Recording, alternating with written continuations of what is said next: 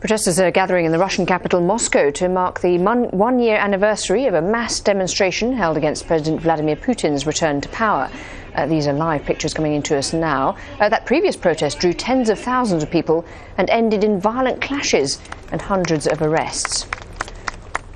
Well, Vladimir Putin returned to the Kremlin as Russia's president 1 year ago. He was greeted by angry protesters who marched in the streets of Moscow on the eve of his inauguration.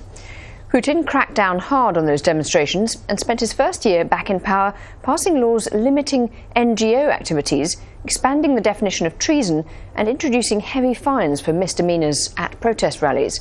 But those steps haven't stamped out the protests completely, and social discontent could grow as falling oil revenues weaken economic growth.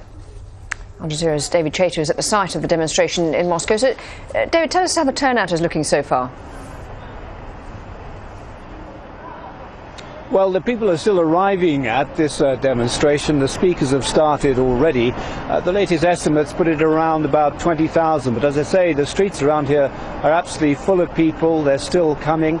And up to 30,000 has been allowed by the Moscow authorities. The main speaker is going to be Alexei Navalny, of course, who's facing an embezzlement trial in Kirov at the moment.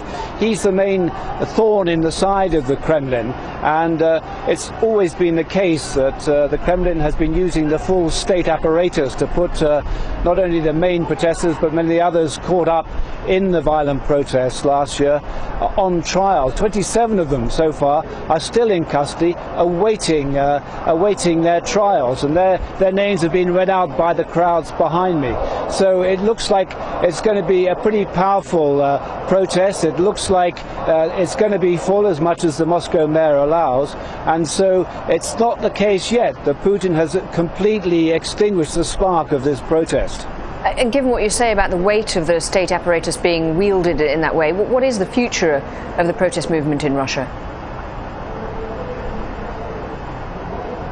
Well, just about everybody who raises their voice against the Kremlin, who sparks some sort of protest, and there was a huge anticipation last year when there were 100,000 here, that somehow this protest movement would catch fire across Russia, across the Federation.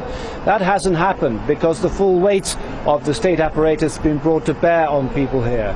A lot of new fines imposed, people still being arrested for the violent clashes last year, some 650 people arrested at the time, and more so-called ringleaders still being arrested. So the eyes of the Kremlin are very much on this protest. They're determined to extinguish this flame, but there are many people in the crowd who are also equally determined that it will continue. So the fight is still going on, but at the moment I'd say the odds are on the Kremlin extinguishing this protest altogether. But there are many people here trying to make sure the protest still continues. OK, David Chater, thanks very much indeed for that live update there from Moscow.